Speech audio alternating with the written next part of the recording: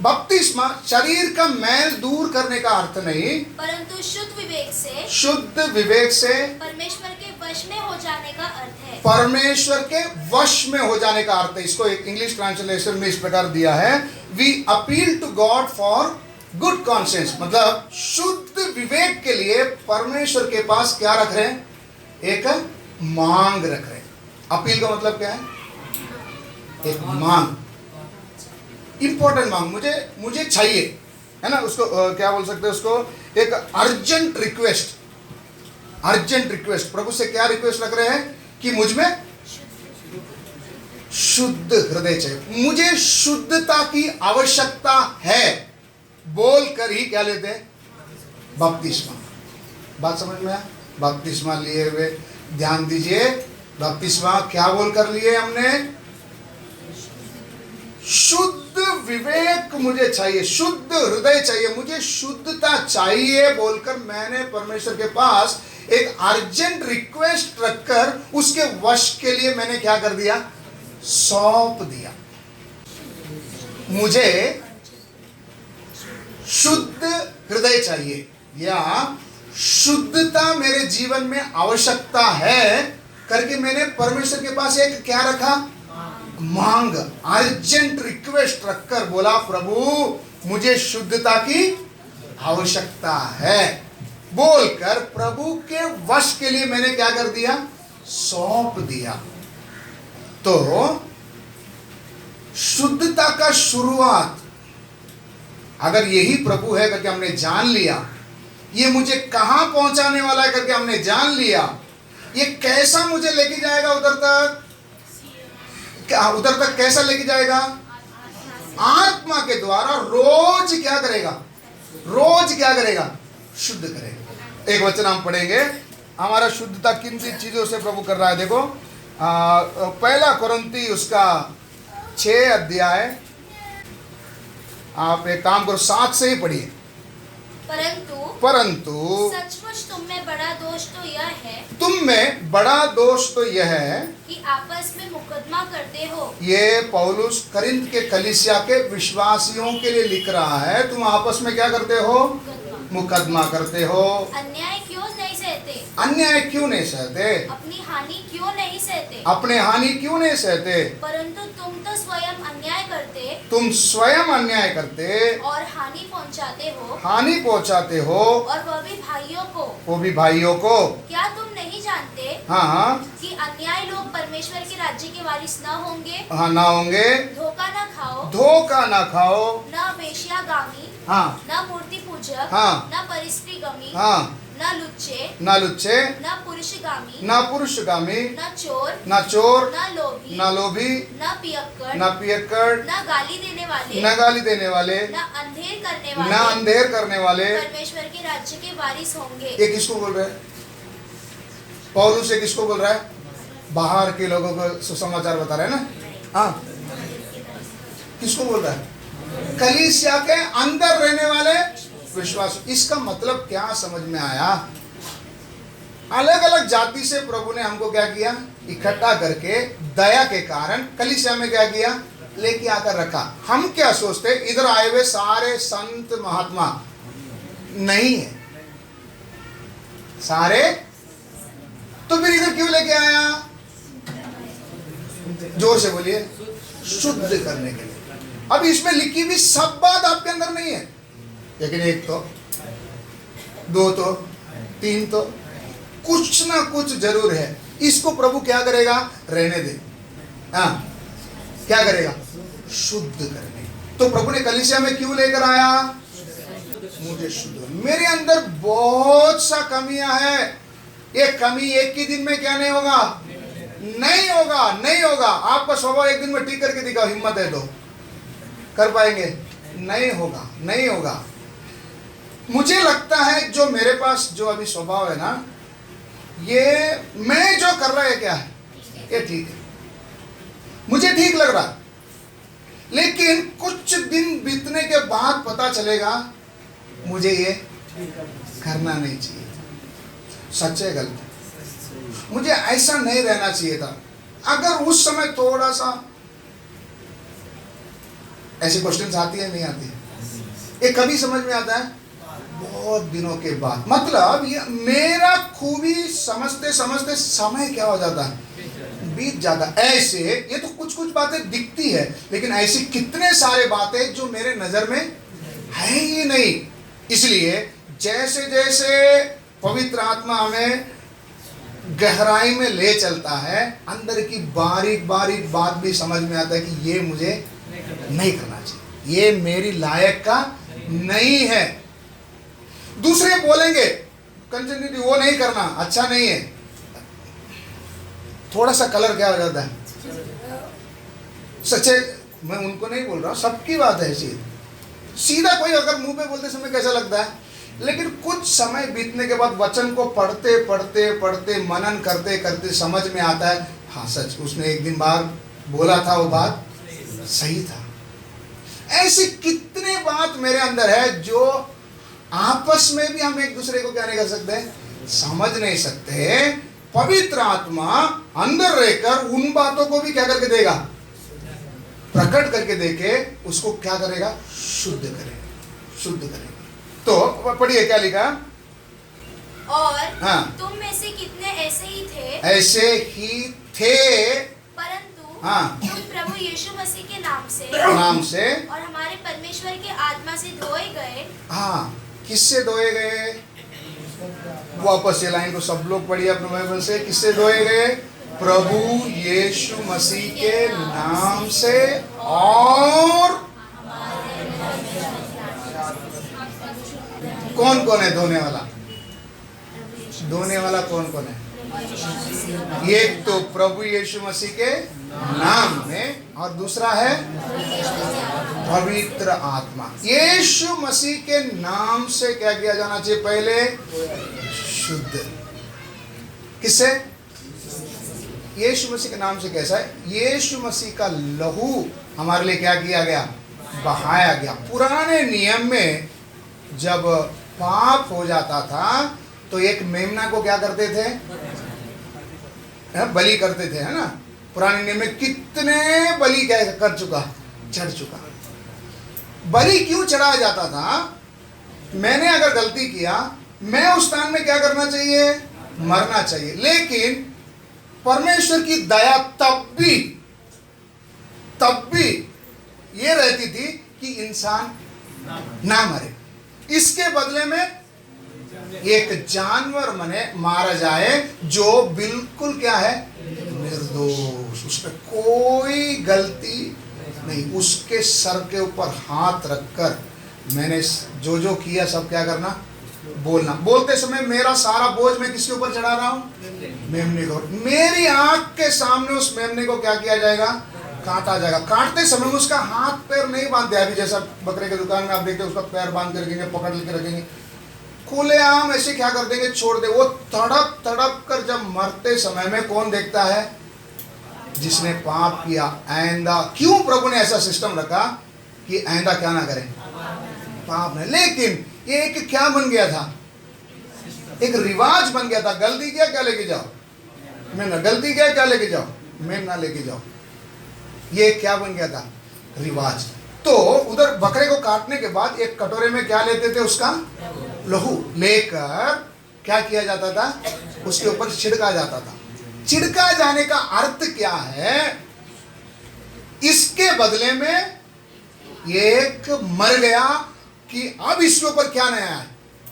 परमेश्वर का क्रोध नहीं है, खून नहीं दिखा। क्या आएगा? उधर वचन में हमने पढ़ा, जल जलाहट के कारण मैंने क्या किया?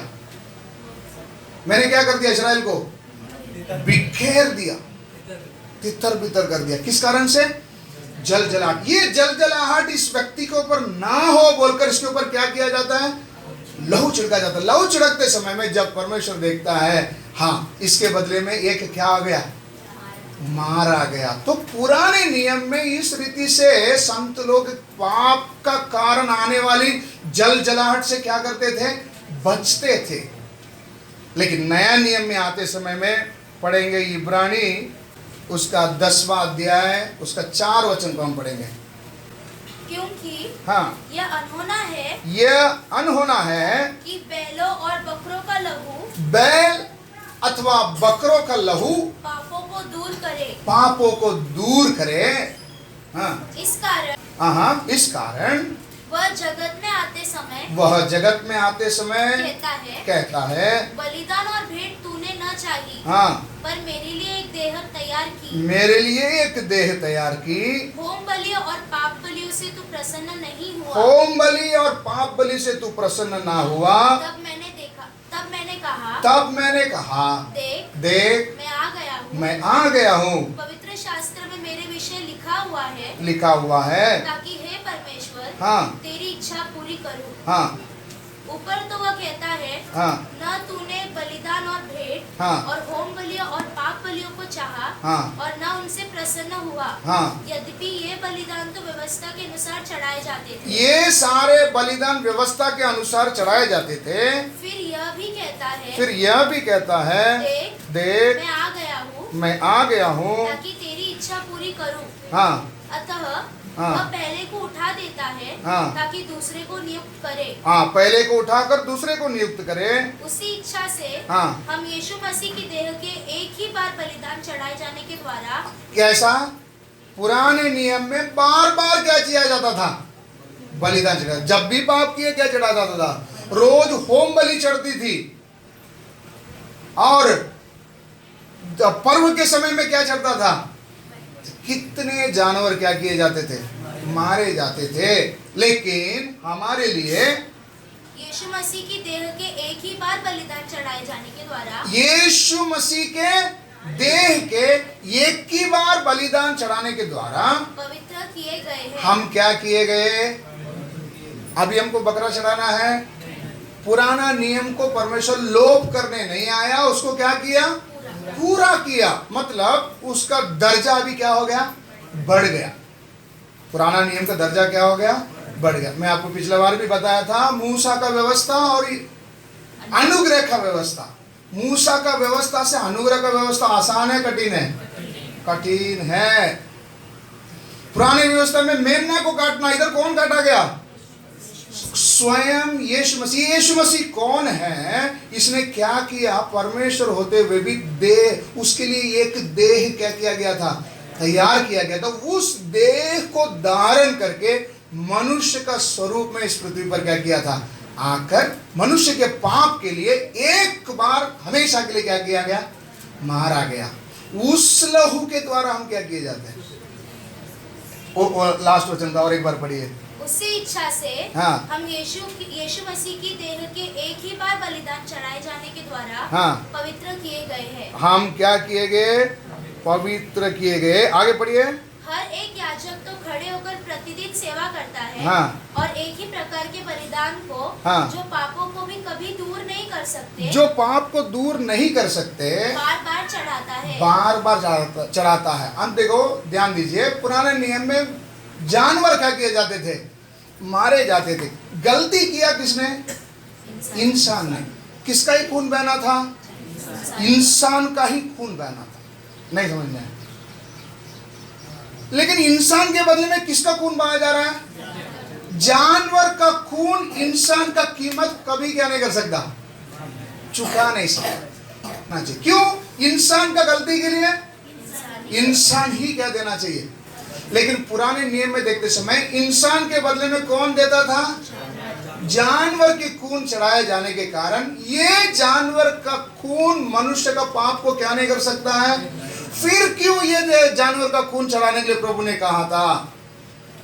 इसके पीछे का अर्थ क्या है? इसी तरह एक निर्दोष क्या करने वाला है? आने वाला है करके पूर्व संकेत पुराने नियम के लोगों को क्या किया गया था? बोला गया था। तो जो जानवर से नहीं शुद्ध हो सकता, परंतु यह व्यक्ति तो हाँ, पापों के बदले एक ही बलिदान सर्वदा के लिए चढ़ाकर परमेश्वर के दाहिने जा बैठा। अब प्रभु यीशु मसीह कहाँ है? परमेश्वर के दाहिने हो। आपको पिछला बार बताया था, एक मेमना आदम की वाटिका में क्या किया गया था? मारा गया था। खाल किसके पास है? आदम के पास है। मांस और लहू किधर है? वाटिका में है। उधर तक पहुंचकर ये मांस और लहू को जो नहीं लिया वो अनंत जीवन में प्रवेश नहीं कर पाएगा। सच है। वचन में क्या लिखा? जो मेरी मांस मेरे लहू को खाएगा अनंत जीवन उसी का है। उधर ऐसा उसका है करके नहीं लिखा। क्या लिखा है? उसी का है। मतलब वो ही उस अनंत जीवन को क्या कर सकता है? कहाँ पहुंचना है? किधर खड़े? ये किसका बनाया हुआ भूमि? कैन का बनाया हुआ नगर में हम क्या कर रहे हैं? रह रहे। यहां से पार होते होते कहाँ जाना है? आदम की वाटिका में जाना है। यहां से यहां तक क्या करना है? जाना है। जाकर क्या लेना है? मांस और लहू को लेना है। नहीं तो आनंद जीवन नहीं है। यीशु मसीह के लहू के द्वारा ही शुद्ध हो सकते हैं। आप मेमने का लहू से शुद्ध नहीं हो सकते। मन की संतुष्टि के लिए मैंने आज दान दे दिया, बलि दिया। किसका बलि दिया? किसका बलि दिया? पैसे का। किसका बलि दिया? नहीं बचोगे। अगर आप सोचते हैं कि पैसे का बलिदान देने से मेरी जान बच जाएगी, मरोगे। बच नहीं पाएगा। अगर बचना होता तो वही पुराना नियम का कानून आगे क्या करना चाहिए था? चलना चाहिए था। लेकिन प्रभु ने क्या बोला? एक बार हमेशा के लिए क्या दे दिया? एक बलिदान दे दिया। इसलिए मेरे कर्मों से, मेरे देनगी से मेरा आत्मा को मैं क्या नहीं कर सकता? बचा नहीं सकता। इसलिए सबसे पहले यीशु मसीह का क्या चाहिए? क्या चाहिए? लहू चाहिए। यीशु मसीह के लहू से क्या मैं शुद्ध हुआ हूं? यीशु मसीह के लहू से शुद्ध हुआ हूं? हुआ नहीं हुआ? वो भी कैसे हुआ? कैसे हुआ? कैसे? वचन में लिखा है, मैं अगर पापी हूं करके क्या कर लिया? मान लिया, तो मेरे पाप और मेरे अधर्म को धोने के लिए वो विश्वास योग्य और धर्मी है। मुझे क्या मानना है? मैं पापी हूं, मैंने अपराध किया। मुझे क्या करना है? वो तो मैं मानता हूँ, रोज मानता हूँ। सुबह उठता हूँ तो यही बोलता हूँ, प्रभु मैं पापी हूँ, कोई गलती सुलती ना हो जाए, मदद कर। हो गया तो भी क्या कर देना। शाम को भी वही प्रार्थना करते, प्रभु हो गया था थोड़ा सा किटपिट, माफ कर दे। ऐसा नहीं। माफी के लिए क्या देना? कीमत देना। बकरा काटते समय में तो वो जो सिस्टम आपको मालूम होगा, दोबारा बोलता हूँ, पुराने नियम में चौक भी है कि नहीं? कुछ मार्कर कहाँ है? जाने दो, ठीक है। अभी समझो इधर मंदिर है, इधर क्या है? एक ही दरवाजा है। कितना दरवाजा? एक ही दरवाजा। गोत्र कहाँ कहाँ रहते थे? चारों तरफ में रहते थे। समझो पीछे का रहने वाला एक ने क्या किया? गलती किया, तो वो ये नहीं बोल सकते याजक साहब आज आ रहा हूँ, ये पीछे का गेट क्या कर दो। वो गेट कितना है? एक ही है। ये भाई साहब को कैसा आना पड़ेगा? उससे थोड़ी लिखेगा, लिखेगा ये मार्कर, ये तो नहीं ना। हाँ, ये समझ में आ रहा है आपको? हम मैं बिना ड्राइंग किए आप लोग का विश्वास इतना बड़ा कि आपको दिख भी जाता है। सही है ना? ये दरवाजा क्या है? एक ही है। इधर इसने गलती किया, इसको क्या करना पड़ेगा? एक तो यहाँ से या तो यहाँ से आना पड़ेगा। कैसा आना पड़ेगा? क्या खींच के? जो बकरा हो, जो भी है, तूने तेरा लिमिट के अनुसार, मतलब तूने कितना किया उतना बड़ा जानवर क्या करना। इसका ढक्कन भी दे दो, सूख जाएगा। तो इसको क्या करना पड़ेगा? यहाँ से पूरा क्या करना पड़ेगा? घूम के आना पड़ेगा। आते समय आपको बताया, एक जानवर नया एरिया में जाएगा तो सीधा नहीं आता, चिल्लाता है और वो अपने को खींचेगा। ये भाई अगर समझो बैल लेके जा रहा है, साथ में कोई नहीं आएगा। क्यों? इसका साथ में जाएगा तो उसका भी इज्जत जाएगा। इसके लिए इसको कैसे जाना पड़ता है? अकेला। अकेला जाते समय ये जानवर उसको पकड़ के क्या करेगा? ये जानवर को खींच रहा है, जानवर उसको क्या कर रहा है? ऐसा करते करते करते किधर आएगा? ऐसा चलते समय में जमीन तो सीमेंट रोड की नहीं थी, तो क्या रे अचानक धूल उड़ रहा है, क्या आवाज आ रहा है? सल सल सल आवाज, पत्ते का आवाज आ रहा है। लोग बाहर जाकर क्या करेंगे? अंकल ने क्या किया? क्या होती थी? बेइज्जती। इधर आकर हारून के पास, याजक के पास सब ऐसे कैसे क्या करना पड़ता? बताना पड़ता मैंने ये किया। कीमत चुकाना आसान नहीं है। और हम बोल देते मैं परमेश्वर का पुत्र हूं। क्या है? मेरा बात समझ में आ रहा है? कितना पीछे है हम लोग, अभी भी कितना पीछे है। तो इधर लिखा है, क्या पढ़े थे अभी हमने? हाँ पढ़ो। हाँ यह रोना है कि बैलों और बकरों का लहू पापों को दूर करे, इसलिए कायम के लिए एक बलिदान कौन चढ़ गया? प्रभु यीशु। तो यीशु मसीह का हमारे जीवन में जरूरत क्या है? सबसे पहले शुद्ध होने के लिए किसके द्वारा ही शुद्ध होना है? यीशु मसीह के लहू के द्वारा। नाम से जो लिखा है इसका अर्थ क्या है? उसके लहू के द्वारा मुझे शुद्ध होते चलना है। उसके लिए मैंने क्या लिया? अभी बपतिस्मा का अर्थ समझ में आया? बपतिस्मा का अर्थ क्या है? शुद्ध विवेक से मुझे शुद्ध विवेक चाहिए, शुद्धता मुझे चाहिए बोलकर एक अर्जेंट रिक्वेस्ट डाला किसके पास? कि मुझे रोज क्या कर। आपने बपतिस्मा लिया, आपने क्या बोलकर सौंपा?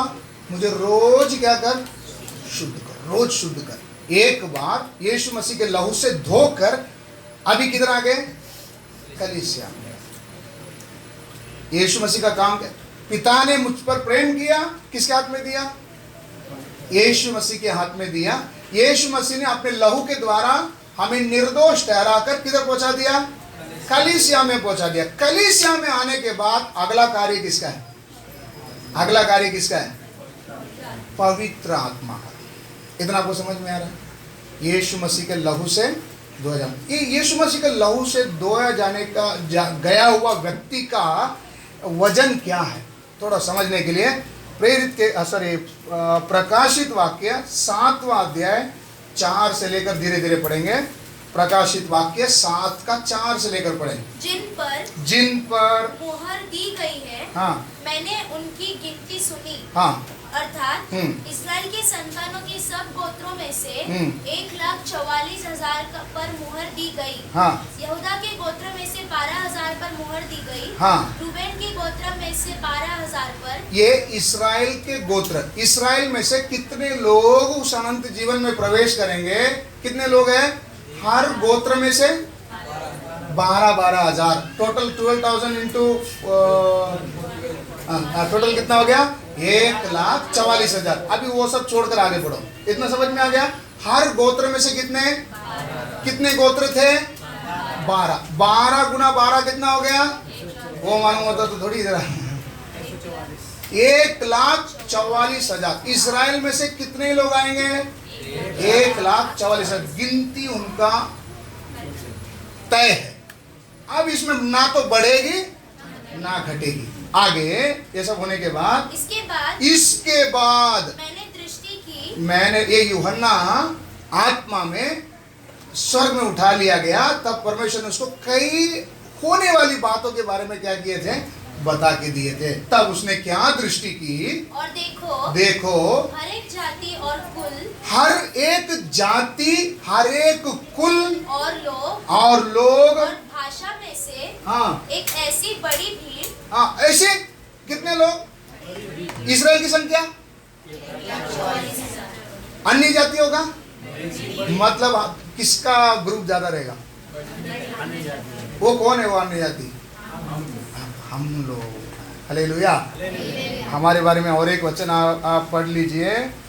पहला पत्रस उसका 1 अध्याय का 1 और 2। पहला पत्रस एक का एक और दो पढ़ेंगे। पतरस की ओर से, पतरस की ओर से जो यीशु मसीह का प्रेरित है, जो यीशु मसीह का प्रेरित है। उन परदेशियों के नाम, हाँ, ये लेटर लिख रहा कौन? पौलुस।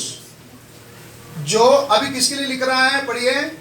उन परदेशियों के नाम, ये किसको लिख रहा है? उन परदेशियों के नाम जो पुंतुस, जो पुंतुस, गलातिया, हाँ कप्पदुकिया, हाँ आसिया हाँ और बिथुनिया में हाँ। तितर बितर होकर रहते हैं, होकर रहते हैं, और परमेश्वर पिता के भविष्य ज्ञान के अनुसार, भविष्य के ज्ञान के अनुसार, आत्मा के पवित्र करने के द्वारा, आत्मा के पवित्र करने के द्वारा, आज्ञा मानने और यीशु मसीह के लहू के छिड़के जाने के लिए चुने गए हैं। यीशु मसीह के लहू छिड़के जाने के लिए क्या किए गए? पौलुस किसके लिए पत्र लिख रहा है? उन परदेशियों के लिए जो गलातिया उधर उधर उधर क्या किए गए? तितर बितर किए गए। वो परदेशी जो पूर्व ज्ञान में किस लिए चुने गए थे? यीशु मसीह का लहू छिड़के जाने के लिए क्या किए गए? चुने। इससे क्या समझ में आता है? हम परदेशी पर परमेश्वर का क्या है? पूर्व ज्ञान। मतलब ये कोई अभी सेट नहीं हुआ, पहले से चुना गया कि हम परदेशियों पर यीशु मसीह का लहू छिड़के जाए। यीशु मसीह का लहू क्यों छिड़के जाए? शुद्ध होने, पाप से छुड़ाया जाने के लिए, आपके ऊपर छिड़के जाने के लिए। कभी तय किया था? पहले से आपके ऊपर तय। यीशु मसीह का लहू शिंपटायला है, क्या मतलब? शिंपटायला। हाँ, कभी से तय हुआ? कभी से तय हुआ? आप ही तय, एक साल पहले नहीं, पहले से पूर्व ज्ञान परमेश्वर से क्या तय हुआ। मतलब हम कौन सा परदेशी है? लहू छिड़के जाने के लिए चुने गए परदेशी। नाम लिखो, लिखो। आप और मैं कौन है? नहीं, सिर्फ परदेशी मत बोलो। कौन सा परदेशी? यीशु मसीह का लहू छिड़के जाने के लिए चुने गए परदेशी। हालेलुया। क्या सौभाग्य हमें मिला है। अन्य जातियों में से हम हर एक को क्या किया? प्रभु ने चुना है। ये परमेश्वर की पूर्व ज्ञान में तय हो चुका था कि हम परदेशी पर यीशु मसीह का लहू छिड़काया जाना। हम बोलेंगे क्या है ये सब? हम लोग कौन है? समझ में आ गया हम कौन है? यीशु मसीह का लहू छिड़का जाने के लिए चुने गए परदेशी। कितना बड़ा नाम है ना अपना, कितना बड़ा नाम है। यीशु मसीह का लहू जाने के लिए चुने गए परदेशी। ये परदेशी कमजोर आदमी नहीं है भाई। इनका संख्या कितनी है? इनका संख्या कितनी है? गिन नहीं सकते। पढ़िए, अभी आ जाओ प्रकाशित वाक्य में। इसके बाद मैंने दृष्टि की, हाँ। और देखो, हर एक जाति और कुल और लोग और भाषा में से एक ऐसी बड़ी भीड़। किधर किधर से? और एक बार, हर एक जाति किधर से? अलग अलग जाति। हम सब एक जाति के? नहीं। आगे, और कुल हमारा कुल एक है? नहीं। आगे, और लोग हम सब एक ही लोग हैं? नहीं। और भाषा में से सबका भाषा एक है? नहीं। आगे, एक ऐसी बड़ी भीड़। कितने? ऐसी बड़ी भीड़ जिसे कोई गिन नहीं सकता था। क्या लिखा है? इस्राएलियों को गिन सकते 1,44,000। लेकिन लहू या यीशु मसीह का लहू छिड़के जाने के लिए चुने गए परदेशियों के लिए कोई गिनती नहीं है। हाँ हाँ, श्वेत वस्त्र पहने। ये लोग क्या पहने थे? श्वेत वस्त्र पहने थे, सफेद वस्त्र। इसका भाव क्या है देखो। हाँ, श्वेत वस्त्र पहने, श्वेत वस्त्र पहने और अपने हाथों में खजूर की डालियां लिए हुए। खजूर के डालियां लिए। ऐसी खजूर की डाली कौन लेकर चले थे मालूम है? यरूशलेम में विजय प्रवेश होते समय में यीशु जब गधे पर बैठकर जा रहे थे, इजरायली सब क्या लेकर जा रहे थे? जय का झंडा लेकर है ना, वो क्या क्या लिए थे, खजूर खजूर की डाली। डालियां, अलग अलग डालियों को क्या कर रहे थे, ये लेकर जाएंगे हम। हाँ, सिंहासन के सामने। ये किधर तक, हमारा पहुंच किधर तक है? सिंहासन। ना ना ना ना ना ना ना, ये मत समझो, आलतू फालतू नहीं समझो, मेरा पहुंच किधर तक है? सिंहासन। एक फोन करना काफी है। हम लोग बोलते हैं ना, ओ हाँ हाँ हाँ हाँ, मत समझ, हाँ देखो निशान मिट जाएगी तेरी। मेरा पहुंच किधर तक है? सिंहासन के सामने। सिंहासन के सामने तक। इतना बड़ा सौभाग्य देने के बाद 4 बजे नहीं आ सकते? ये घुमा के उधर ही आता है यार, है ना। पौलुस का भी मैटर यही है। कलीसिया के लोग बोलते हैं सब लोग ज्ञान की बात सिखाते हैं, ये किधर ही आता है? क्रूस पर चढ़ा हुआ। क्रूस पर चढ़ाया हुआ यीशु, उद्धार, मन फिरा। मन फिराव, पाप, यही इसी में क्या करता है ना। इतना बड़ा आपको सौभाग्य मिला है तो कीमत देना नहीं देना, देना चाहिए नहीं देना चाहिए, है ना। हाँ आगे, और मेमने के सामने खड़ी है। मेमने के सामने ये भीड़ खड़ी थी। हाँ, और बड़े शब्द से पुकार कर कहती है। ये बड़े शब्द से पुकार कर कहती है, उद्धार के लिए। उद्धार के लिए हमारे परमेश्वर का। हमारे परमेश्वर का, जो सिंहासन पर बैठा है। जो सिंहासन पर बैठा है। और मेमने का जय जयकार हो। और किसकी जय जयकार हो? और मेमने का जय जयकार हो। जय जयकार हो। हाँ, और सारे स्वर्गदूत। सारे स्वर्गदूत उस सिंहासन। उस सिंहासन और प्राचीनों। और चारों प्राणियों के चारों ओर खड़े हैं। जो चारों प्राणी चारों ओर खड़े हैं। फिर वे सिंहासन के सामने मुंह के बल गिर पड़े। ये कौन गिर पड़े? जो प्राचीन। प्राचीन लोग हैं, चारों प्राणी। जो 4 प्राणी हैं, ये सब क्या कर रहे हैं? मुंह के बल गिर पड़े। और परमेश्वर को दंडवत करके कहा। परमेश्वर को क्या करके कहा? दंडवत करके। दंडवत करने का मतलब क्या है? मेरा नाक किधर टच होना? जमीन में टच होना, यही क्या है? दंडवत। ये लोग दंडवत करके क्या बोल रहे हैं? आमीन। आमीन। मतलब जय का नारा लगाने वाला कौन? लहू से नहीं, यीशु मसीह के लहू से छिड़के जाने के लिए चुने गए परदेसी। ये क्या करेगा? जय जयकार करेगा। और सारा कलीसिया उधर खड़ी है, सब क्या करेंगे? आमीन बोलकर क्या करेंगे?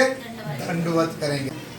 कितना बड़ा सौभाग्य प्रभु ने हमको दिया। आगे, हमारे परमेश्वर की स्तुति और महिमा और ज्ञान और धन्यवाद और आदर और सामर्थ और शक्ति युगान युग रहे। हाँ, आमीन। आमीन। आगे, इस पर प्राचीनों में से एक ने मुझसे कहा। ये प्राचीन जो लोग थे ना, उनमें से एक ने आकर यूहन्ना, क्या हो गया? कौन आवाज कर रहा है? हाँ, आकर इन्होंने में ये प्राचीनों में से एक ने क्या किया? आकर यूहन्ना से पूछ रहा है, ये श्वेत वस्त्र पहने हुए कौन है? ये सफेद कपड़ा पहनकर इधर खड़ा नहीं, ये कौन है? और कहां से आए हैं? और ये कहां से आए? तुझे मालूम है? कौन पूछ रहा है? प्राचीन। स्वर्ग में के कुछ प्राचीन में से एक यूहन्ना, जो अभी दर्शन देख रहा है, परमेश्वर जिसको आने वाली बात बता रहा है, उससे पूछ रहा है, क्या इन आदमियों को तू पहचानता है? वो क्या जवाब दिया? मैंने उससे कहा, हाँ। हे स्वामी तू ही जानता है। तू ही जानता है। इसका मतलब यीशु मसीह के लहू से छिड़के जाने के लिए चुने गए परदेसी को कोई नहीं जानता। कोई? यूहन्ना, दाऊद, हम दाऊद को जानते हैं, हम यूहन्ना को क्या करते हैं? अब्राहम को जानते हैं, लेकिन उनमें से कोई मुझे नहीं जानता है, क्योंकि मेरा लिखा बड़ी बिखरा हुआ मुझको क्या किया? जातियों में से क्या किया? अभी तो कम से कम क्या करें? उस योग्य चाल चले। हालेलुया। क्या बोलता है? मैं इनको क्या नहीं करता? नहीं जानता हूं। यूहन्ना बोलता मैं इनको क्या नहीं करता है? यूहन्ना को पूछ रहा है, वो कौन है? वो बोलता हाँ, ये है ना रूबन के गोत्र का आदमी है। ये कौन? ये बिन्यामीन गोत्र के आदमी। और उनका बरोबर क्या कर रहा है? पहचान रहा, लेकिन ये भीड़ को नहीं पहचान रहा। तब उसने मुझसे कहा, उस प्राचीन ने मुझसे कहा, ये वे है ये कौन है मालूम है क्या? हाँ,